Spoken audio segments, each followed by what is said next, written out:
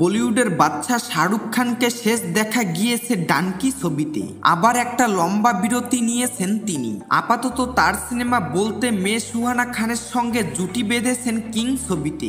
এদিকে গণমাধ্যমের এক প্রতিবেদনে বলা হয়, এবার খলনায়কের চরিত্রে দেখা যাবে শাহরুখ খানকে। নেটিজেনদের মাঝে আলোচনা সমালোচনা হচ্ছে যে তিনি নাকি কাজ করতে প্রস্তুত পুষ্পা টুর পরিচালকের সঙ্গে।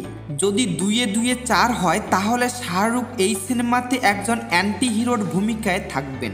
প্রতিবেদনে বলা হয়, এই গল্পে জাতপাত এবং শ্রেণী নিপীড়নের মতো গুরুত্বপূর্ণ সামাজিক সমস্যাগুলো তুলে ধরা হবে, যা বাণিজ্যিক ধারার সঙ্গে এটা গভীরতা এবং প্রাসঙ্গিকতা যোগ করবে।